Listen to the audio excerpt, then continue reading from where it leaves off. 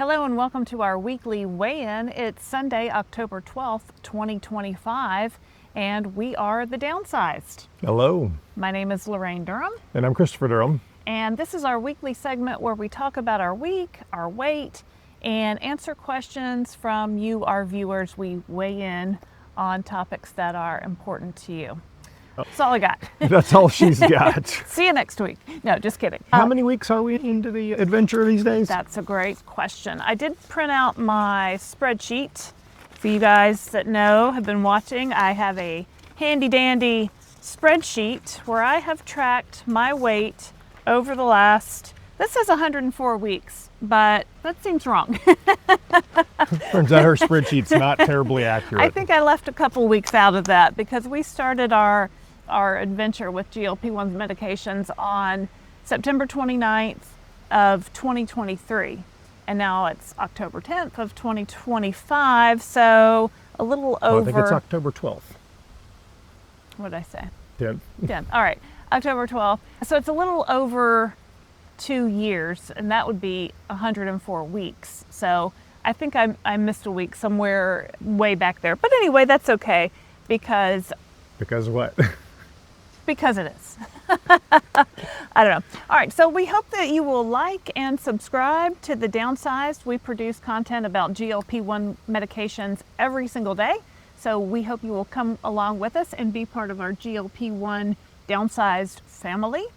And also, we're not doctors. We don't pretend to be doctors. This is not medical advice. So if you want to get on a GLP-1 medication, start with your doctor. Okay. Also, I had a thought. It's a blonde hair. Guess where that came from? I'm like, what? You got blonde hairs all over you. He's like, I don't know where that came from. Yeah. So yeah. What else? I think we're really about week 106. It turns out her spreadsheet. I think I'm 2 is weeks. less than accurate.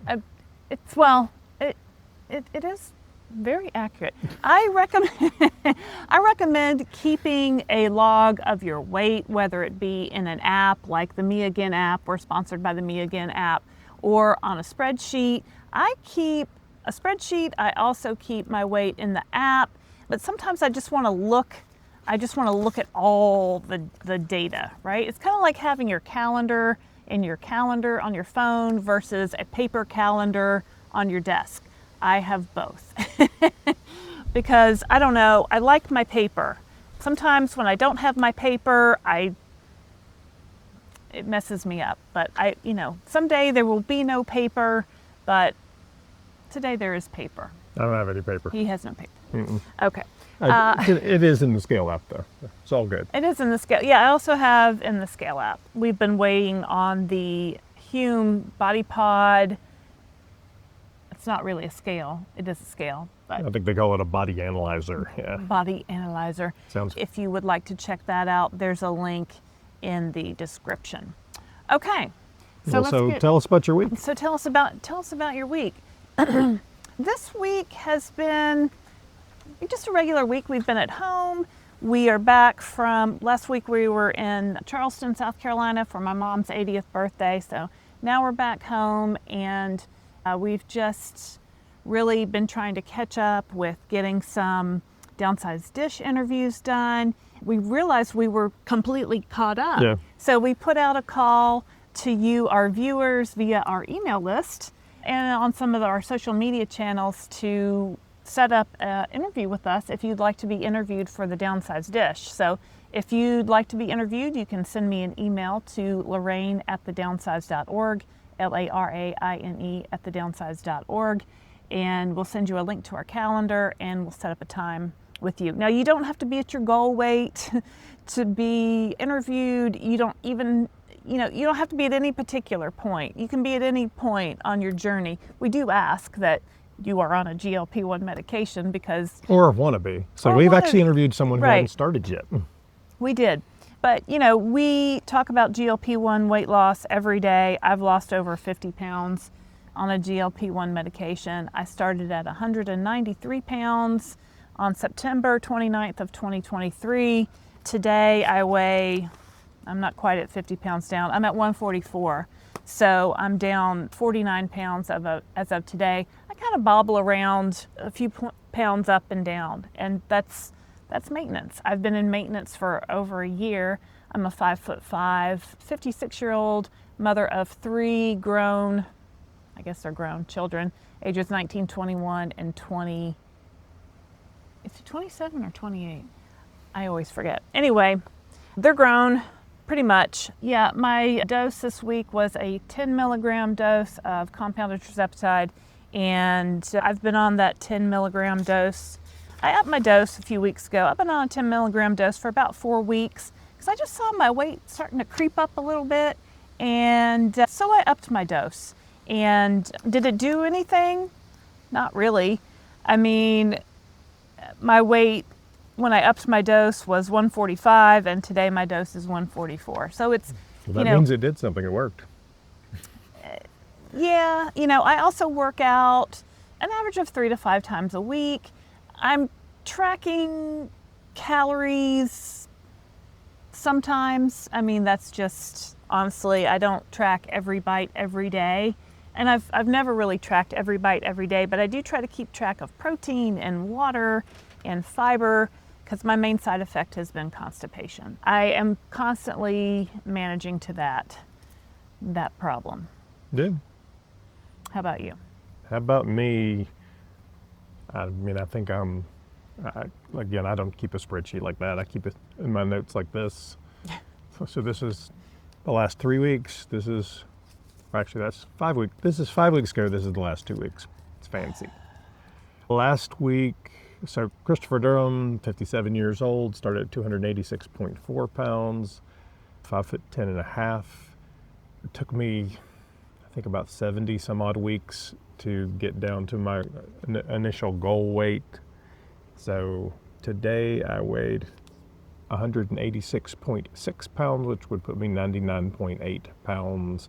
My, what I call center point, is 185 pounds. So I'm just kind of aiming at that. I don't have to hit it exactly every day. It can be up or down a couple of pounds. It's not a big deal. Our bodies are not fixed things. They have to adjust. So 99.8 pounds, that's actually down 0.4 from last week, if that matters. I don't know that it really does. And it's down almost 5 pounds from 4 weeks ago when I had a weird 5 pound up. 5 pound spike up. overnight. Spike overnight that I for have no really reason we could pinpoint. It happens, right? Your weight can fluctuate, and sometimes you don't know why, and that can be very unnerving, to say it was the a little least. startling to wake up. Yeah. Anyway, please continue. Anyway, so I'm on a 15 milligram dose of tirzepatide and have been for, I don't even know exactly, 50 some odd weeks. It continues to work just fine for me. Some weeks are better than others, but it's fine. I don't really have any discernible food noise or cravings or anything else like that, so I'm good. Don't plan on going down anytime soon. Yeah. So last night we went to a festival in our town. We live in the Lake Norman area outside of Charlotte, North Carolina, and there was a festival called Laketoberfest that the Cornelius Parks and Recreation Department put on. So they had food trucks and beer trucks, and they had a band, and they had some vendors, and it was on a big open field. They usually play soccer on these fields, so big open fields. And so we took chairs and we met up with some friends and we were hanging out. And, we got there, it started at 4, we got there about 5 and waited for our friends to get there. And then, dinner. Well, I really wasn't even hungry, for a while. Were you hungry? Yeah. And there were a lot of, trucks with food. And so our friends came, and then about 6:30, we decided that we wanted to go to the food trucks and look at the choices for dinner. So we were looking at all the different food trucks, and I don't know, just nothing was appealing to me. Was anything appealing to you? Yeah, it's fine. Yeah, I mean, there was barbecue, there was grilled cheese, there was hamburgers, there were chicken tenders. Food trucks, right? So there's a pizza truck. She always loves pizza. There was a pizza truck, so I went, right, but they had sold out of pizzas. Well, she's like, let's get pizza. I'm like, it says sold out. Sold out. It's like, There was also a Mr. Softy truck. In case you don't know what Mr. Softy is, it's a soft serve ice cream truck. They're very popular in like New York and the Northeast region of the country, and they have really, really good soft serve ice cream. And a couple of the friends we were with said, maybe we'll just get Mr. Softy for dinner. And I was like, haha, yeah, I'm not getting Mr. Softy for dinner. But so we ended up each getting a cheeseburger and splitting an order of fries, which we didn't even finish. No. And this cheeseburger was huge. I didn't even It was a eat. pretty tasty cheeseburger. It was pretty tasty, actually. I was kind of impressed with it because I'm usually not a big food truck fan. I'm like, how good is it going to be? But this was actually pretty good. And so one of our friends, Jenny, comes back from the food trucks with a banana split. It had fruit in it. Fruit and it's got to be good for you, right? I mean, And Jenny is a little tiny person, right? She's, never known a weight problem a day in her life, and this huge banana split. And her husband comes back also with a cone. yeah, huge cone. With a huge cone. And my friend Elaine was with us too. You guys might know Elaine. We've interviewed Elaine on the channel. She's the one that told me originally that she was on Mounjaro. Kind of got things moving for us. But I think Elaine just decided on maybe some French fries and a bite of her husband's cheeseburger. And I love ice cream. There was also like another kind of like a cupcakes something. Mm-hmm. And I saw them and I was like, oh, that would taste good, but it never really entered my mind that I wanted to get that. Like even after we ate our cheeseburger, I guess I could have gone and gotten an ice cream cone, but I was just like, Yeah. eh. And I don't care about cake, so that doesn't do anything. That's never done anything for me though. Yeah, no, I mean, it was really the ice cream, and the ice cream like looked good, and it was like a huge thing of ice cream, but there was never at any point was I like, oh, can I have a bite of that? Or, oh, I want that. Or, oh, ice cream is up there. I need to go up there and get that. Like before, the medication, I would have been like, and there was also like a lot of other junk food at this festival, things you might expect to find at a fair, a lot of fried foods, a lot of fried desserts. So there was a lot of temptations there, but I was just kind of like, yeah. Did you particularly? We didn't get anything. No, it was fine. I didn't care. So yeah, but it was fun to just kind of hang out and listen to the band and hang out with friends. And it was actually pretty cold. So usually October in North Carolina can go either way. It can be warm or it can be cold. Like today it's a little cool. We're out on our back deck. It's a little breezy, thus the modified microphones here so you don't get a lot of the wind noise. But yeah, so it was nice to just kind of hang out and not be burdened with the food noise from all the things around us. And you had a beer too, right? I did have one beer. I did. It was actually not beer trucks. It was whole beer tents. I think there was probably, I don't know, Yeah. 10 or 12 local breweries. out. And, And yeah. I don't care about that even a little bit, so I was like, eh. Well, and some of the guys like were drinking and they went back and got another beer, and I'm like, do I want another beer? And I was like, no, I think I'm good. Like, and you didn't have any, did you? No, I don't really. You know, Craft beer he doesn't do really anything like for beer. me. I don't. It's I- always hit or miss for me whether Yeah. it tastes good or not. Anyway, so Yeah, I can take it or leave it, but yeah. So I mean, it was fun. And we didn't like, sometimes in the past when we would have gone to a thing like that, I would have overindulged, Oh, overdone for sure. it. There would have been a giant ice cream cone. Yeah, but we didn't. Yeah. So it was nice. So yeah, a pretty much standard week of maintenance, right? We're just living our lives, Right. waking up every day, eating lunch, dinner, breakfast, what have you. It's nothing weird. Yeah, I do need to get my focus back to vegetables. Like I really have not been doing a good job of getting vegetables into my daily calories. So I'm going to work on that this week, getting a little bit more fiber, a little bit more green vegetables into Well, my I think diet. it's important because so often people ask about constipation and the answers immediately go to some sort of Remedies. over-the-counter remedies. Mhm. And my theory is real whole food. And I think the answer always has to start with real food. If you're not eating enough fiber and vitamins and minerals to keep your body nourished and moving, start Right. there. Well, we did an interview with Gianna Beasley, who's a registered dietitian, last week. She wrote a book called The GLP-1 Solution. You can find the link to it in our Amazon store.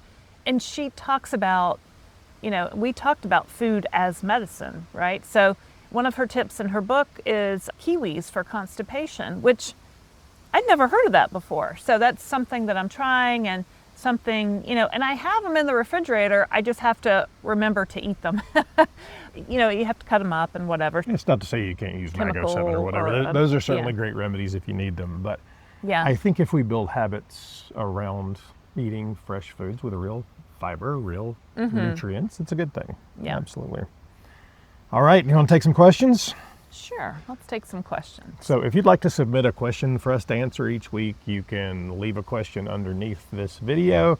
Please make sure you use an actual question mark, because YouTube has a cool feature where I can say sort by questions, and it'll give me the whole list of questions, and I appreciate that. So question number 1's from Beverly Strauss 9300. She says, what about retatrutide's effects? Side effects such as increased resting heart rate and uncomfortable skin sensitivity and sensation. So this was in response to the retatrutide video I did a few weeks ago. And so let's back up a little bit on that, because I think in general, the statement that should be made, and it's one of the reasons we say we're not doctors, is that all of these medications have side effects. And you should definitely be aware of them. So make sure, if you're just starting, make sure you talk to your prescriber about what those potential side effects are and be educated about what they could be, particularly so that you can manage to them. And there are some more extreme side effects. Retatrutide is not available legally to the US market right now, or really anywhere.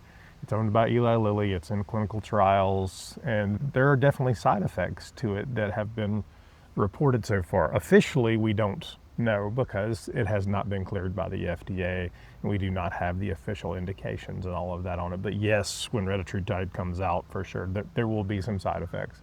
So if you're interested in that when it comes out, probably the end of next year, definitely take a look, but always be aware of the side effects for these medications. Well, and I think it's really important to point out that there are people on YouTube, on social media, talking about retatrutide and how they've been using it.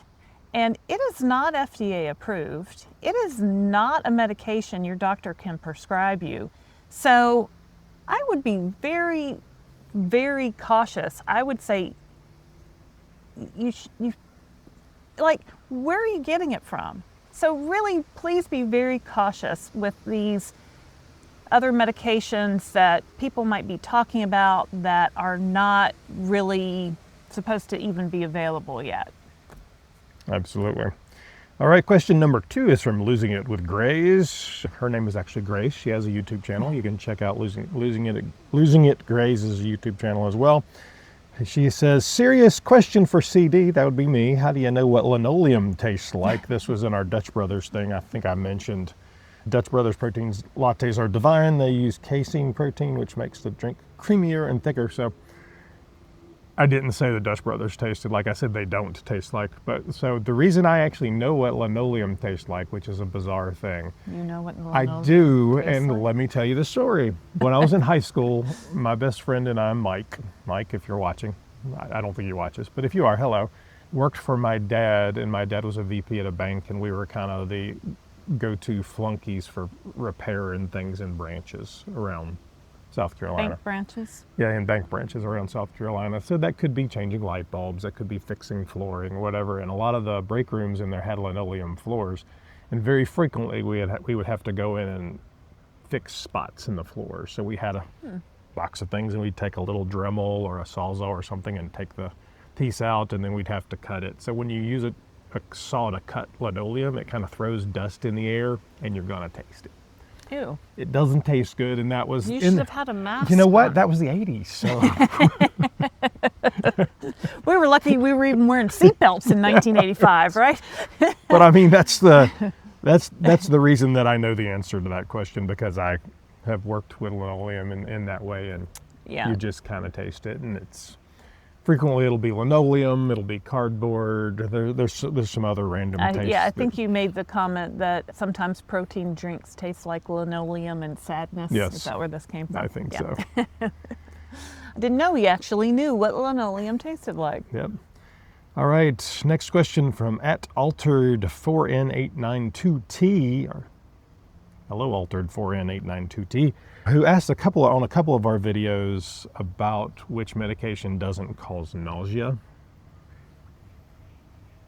So nausea is a common side effect for all of these medications. Don't most of them cause nausea It initially? is a common side effect. Yeah. I think it's more common with semaglutide, Ozempic, and Wegovy, but it doesn't happen to everybody. Everybody does not get side effects. So if you're having nausea with that, please talk to your doctor. There are some medications that they can write for you, and there's some tips and tricks to kind of help you with that. I mean, Gianna Beasley, registered dietitian, her tip is ginger chews, or for nausea could be helpful. Yeah, and I'm a big fan of diet ginger ale for all that stuff too. Yeah.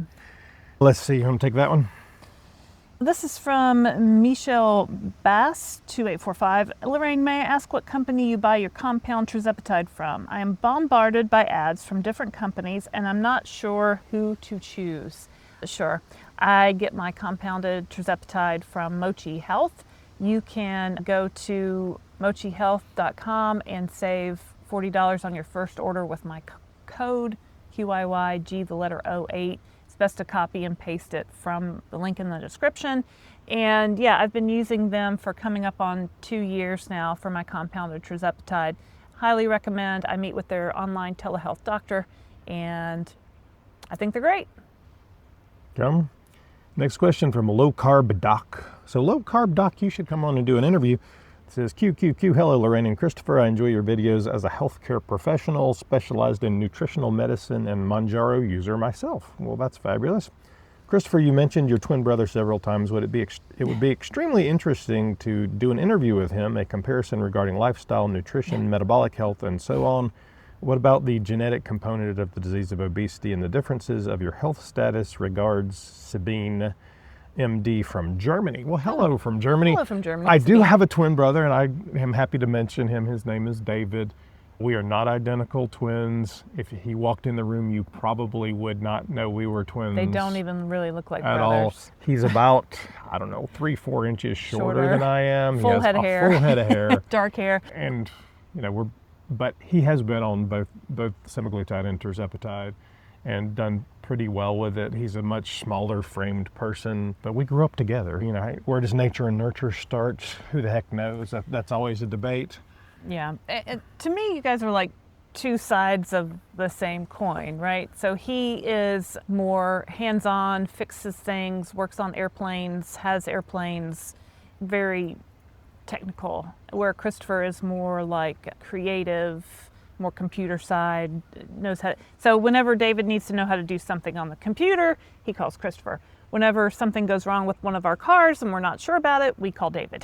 Yeah. So that's just kind of how they roll. But it is interesting that he has also been on semaglutide. Did he switch to tirzepatide, you said? Yeah, he did. Yeah, so we've had some talks with him back and forth about that. But, they did come from, of course, the same parents, and both of their parents struggled, with a later, with adult. They didn't struggle as kids, but they struggled with their weight as adults, Is he going to come on? He is not. Oh no, he would never in a million years. But David, if you're watching, we'd love to have He's welcome to, but not unlike our children, he has no desire to be on a YouTube channel. No, but he should. Like he could. He has a lot of knowledge about airplanes. Not this subject. Not this subject. So it's a great idea. If I could get him on, I would. He's not going to do it. Just realistically. All right. How about you take that one? This is from Mary Birch, 969. What refrigerated container do you use for the Mounjaro syringes? I will need to take 3 to Mexico. Well, we have ours right here. So this is the travel container we use. It is linked in our Amazon store. If you go to thedownsized.org and click on the store tab, you will see this same exact one. It has a thermometer reader on the outside, which I think it needs batteries. I took the battery out because I didn't want it to die. Right. So it comes with ice packs that you can, remove, freeze, and then when you travel, you put them in. And then it's got a compartment. We keep our wipes on this side. We should have brought a pen down, but you can put the pens in it this way. And it just keeps it all nicely contained. You could also use this for, I mean, there's another one that's better for the vials and syringes, but you could put that vials and syringes into this as well if you But wanted to. I would also recommend go to the Eli Lilly website and read the care and storage instructions for these pens, because they can actually stay out of the refrigerator. I won't say the time period because I don't remember it specifically, but I think it's 28 days. they can read it. stay out, and Yeah. you're just really looking to keep them at a moderate temperature, so Right. not too hot, not too cold. So depending on when you're going to Mexico, it could get really hot. You need to keep them. Right, you want to keep them, I think it's below 80 degrees, but But you go know. read the care But if they're instructions cool, because it's they're better. on the Eli Lilly website. Yeah. Next question from Sweet Sassy Bull. I've heard that there's a risk of your body could reduce its ability to utilize its own GLP-1 after use of this drug. Are you concerned, or do you see it as a lifelong commitment? Apologies if you've covered this, as I haven't watched every single one of your videos. Well, we have almost 800 videos, so we probably have covered it, but that's okay. We'll talk about it again. So let's take it in two parts. Let's take the first question about reducing your body, reducing utilization, and then the second question I'll let Laraine answer about, are we going to use this for the rest of our life? So the first question, does your body reduce its use of natural GLP-1? So your body naturally produces in the gut a GLP-1 that basically sends a signal from your stomach to your brain that says you're full. Those hormones are created every time you eat something. Every time you eat something, and I'll say it again, so if you see all these supplements and things going, it helps you create, it doesn't really. It's just a natural process in your body. Everything does it. I have not seen any scientific research that says your body will diminish the use or creation of your natural GLP-1s. Okay. I'm not a doctor, not a microbiologist, but I have read a lot and I have not seen any research that says that all of these GLP-1s the natural ones that your body creates last between 3 and 5 minutes in your body. So they go away very, very quickly. And if your body's not getting that correct connection and it doesn't say, hey, I'm full, then you will continue to look for food. You will have food noise. You will do all of those things. Right. Really, the innovation that came from the commercialization of GLP-1s early on with Novo Nordisk and now with Eli Lilly is that they were able to create a similar thing that mimics that GLP-1, and it lasts a lot longer. Lasts So between longer. 5 and 7 days Yeah. is what the half-life of a Instead of GLP-1 in the 5 medication minutes. is, instead of 5 minutes. Yeah. No, I don't. If someone knows of research that says that happens, let me know. I've never seen it. And my personal feeling is my body never made enough GLP-1s. I always either felt hungry, I was never full, and I had constant food noise. So taking a GLP-1 medication really helps regulate those systems in my body, and it just helps me eat a normal amount of food and not be hungry all the time and not be thinking about food all the time. How can you make it less if it wasn't there even really to start with? Like, if I stop taking these medications, my body doesn't produce enough GLP-1s naturally. That's what caused this whole problem in the first place. I believe, I'm not a doctor, but and you know, when you say, is it a lifelong commitment? Yeah, for me, it is. I've struggled with this my whole life. I know what my life feels like up until, age, when did we start? I was 50. I went out of my head. How old am I? You're I'm 56 years old today. So 2 years ago I was 54. So I knew what my life was like. I remember being age 6, having my food restricted by my parents. I remember at age 10 going to my first diet center with my mom. I've been on Weight Watchers pretty much my whole life. So I know what life was like before a GLP-1. So why would I want to go back to that? And not to say that everyone needs to stay on it forever. That's a decision you can make with your doctor or your healthcare provider.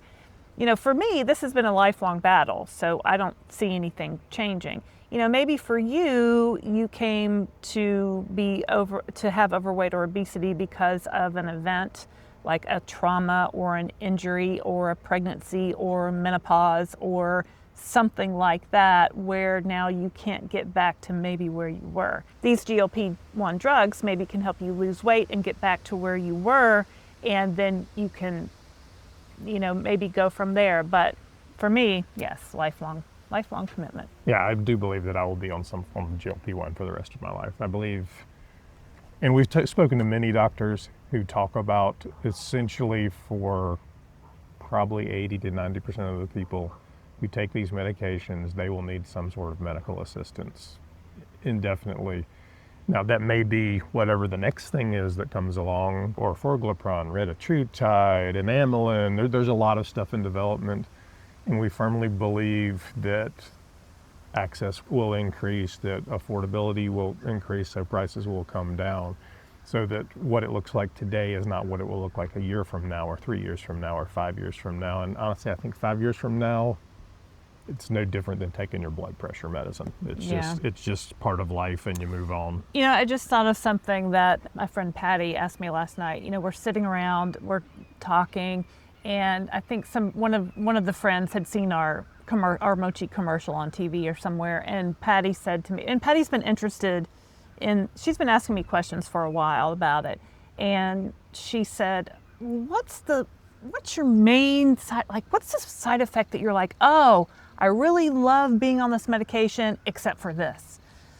And I was like, there's not one. I'm like, I've been maybe a little, constipated at times, maybe a little fatigue in the beginning. I said, but it's all very manageable. So if you ask me like, oh, I love, being on this medication except for this, like there's nothing. I said, the weight loss has helped in so many ways, just with joint pain and inflammation and feeling better and being able to move better and being able to do other things that I wouldn't trade it. I mean, is there anything you can point to? Like, I don't even really think so. I mean, really cost is the only negative there. But again, talk to your doctor about side effects, because they can exist, and we certainly don't want to play that. There will be people out there that have had serious issues. All right, next question is from Michael Raddick. Any chance you guys can post these to a podcast? I listen to you every day, but I don't really watch YouTube much.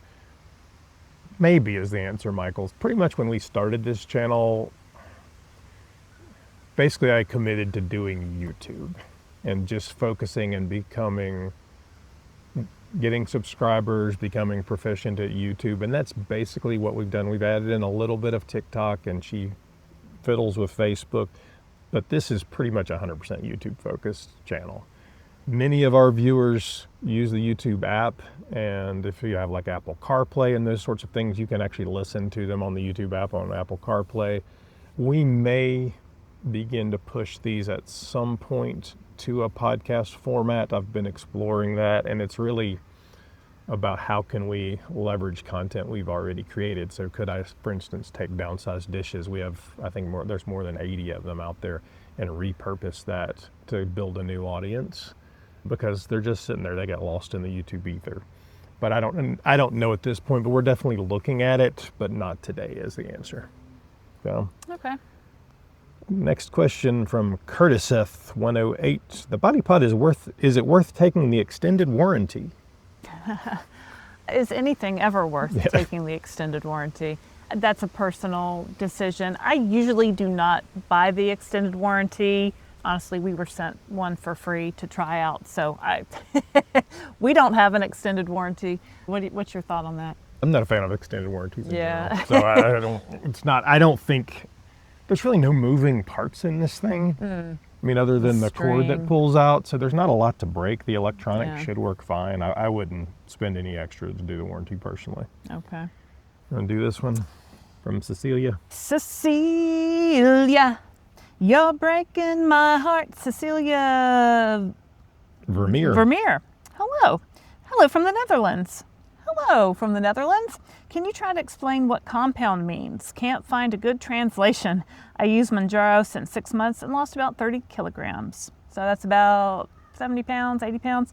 Thank you for the videos. Well, you're welcome. Yeah, so what is compounded medication? So compounded medication is something we have in the U.S. that I don't think is available in other countries. It is available in the Netherlands. It's not available in the UK. It's not available in Australia. Well, it is.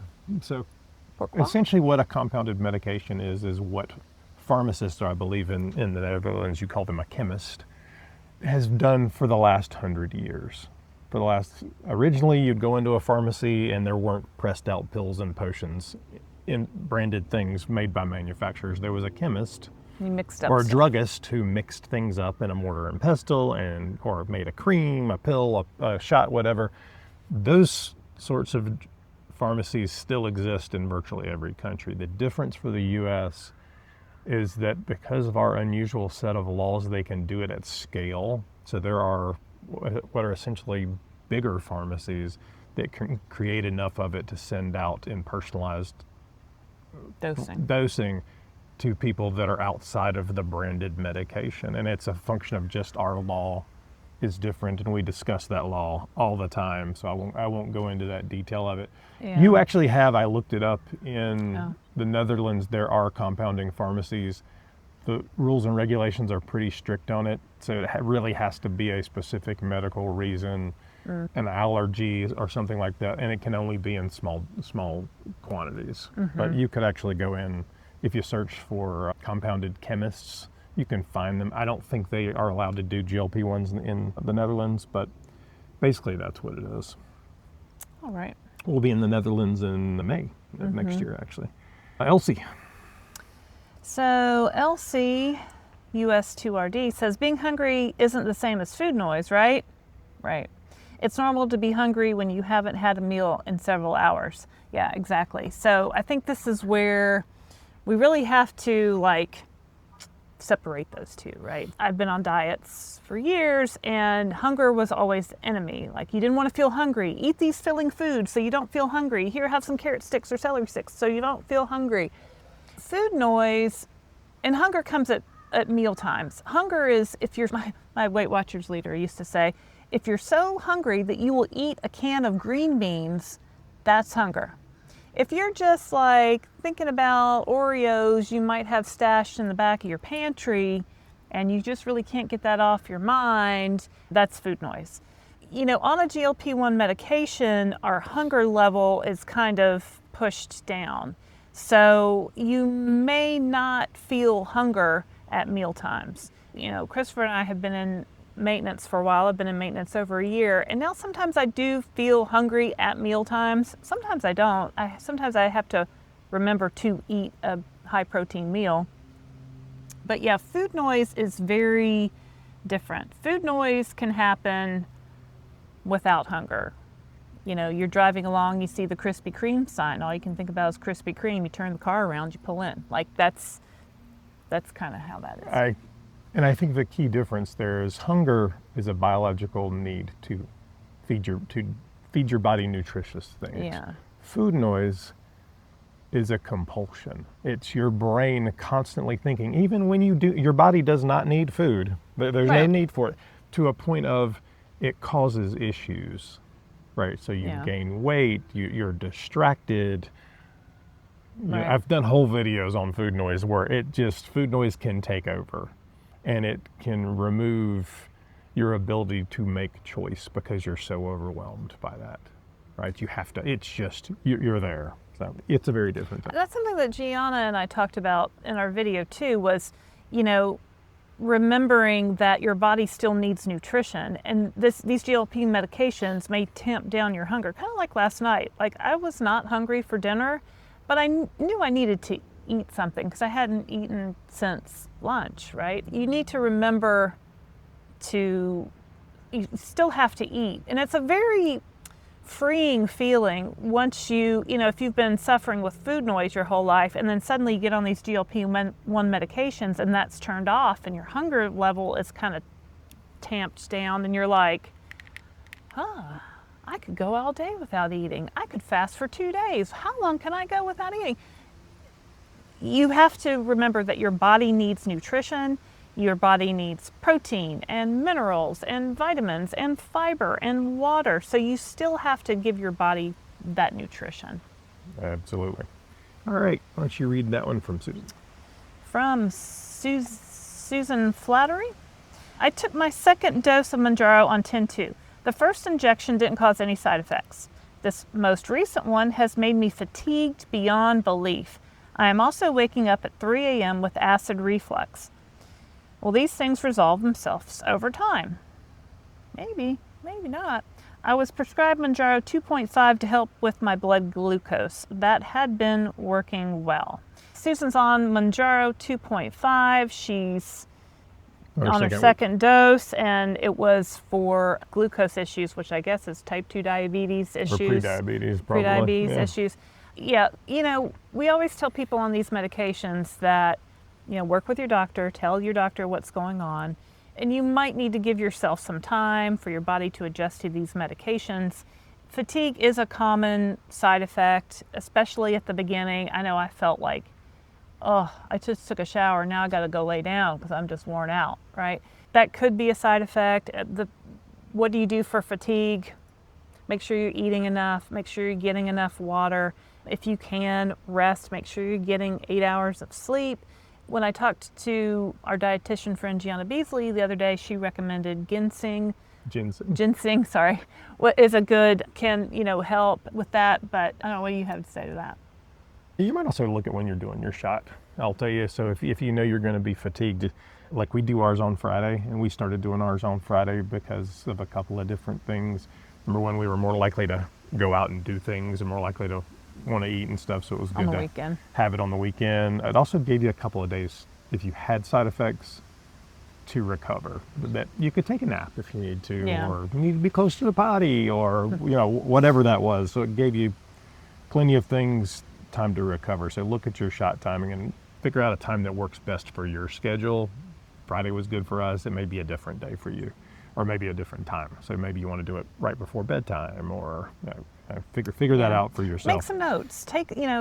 That's why I like, you know, keeping everything in one place, whether it be an app or whether it be on a spreadsheet or even in your phone. So make notes, because, you know, I don't remember how I felt on week 1, but I can look back on my spreadsheet and I can see what happened that week. The acid reflux, there's a couple of different things.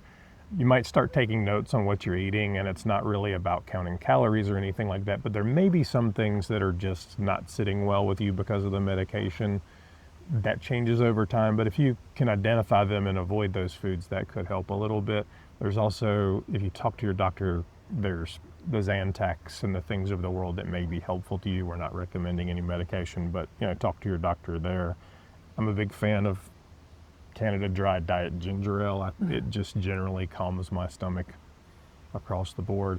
All of those things for most people do resolve over time. So you're only on your second shot. It takes about 28 days or 4 shots to get it fully in your body, and each person is going to react differently, but generally maybe 3, 4, 5 months you start to see some of those things resolve, and you may pick up new ones, in fact, but yeah, that's a whole different conversation.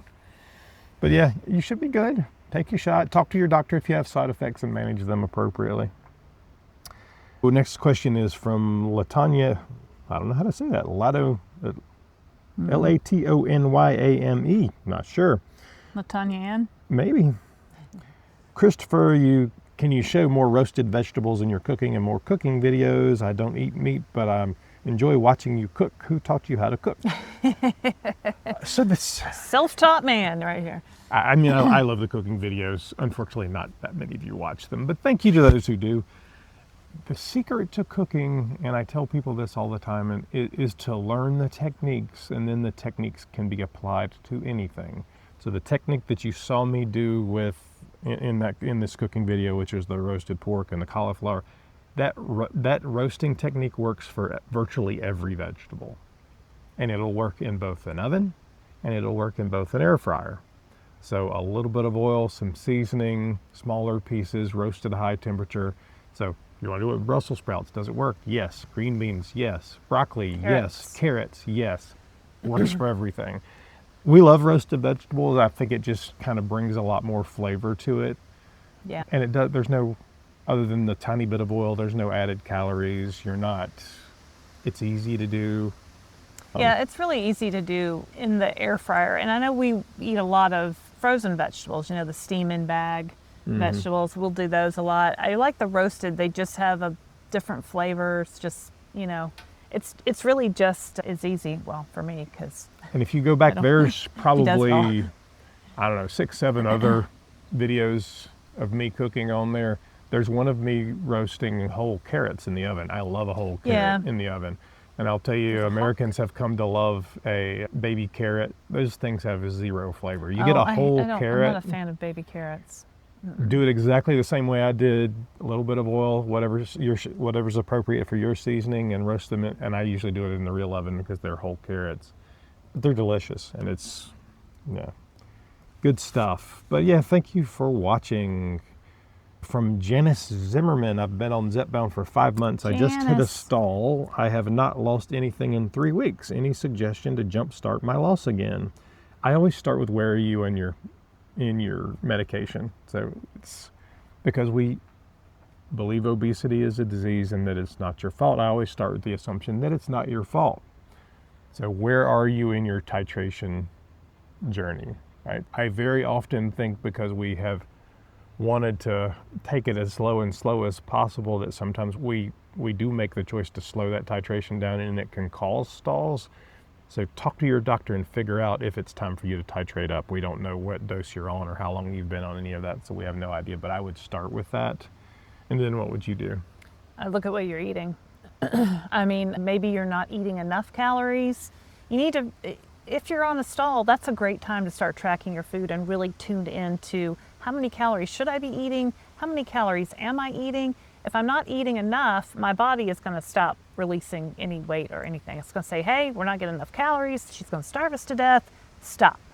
So sometimes you have to increase your calories for a period of time to get that moving again, or, Gianna Beasley calls them diet breaks.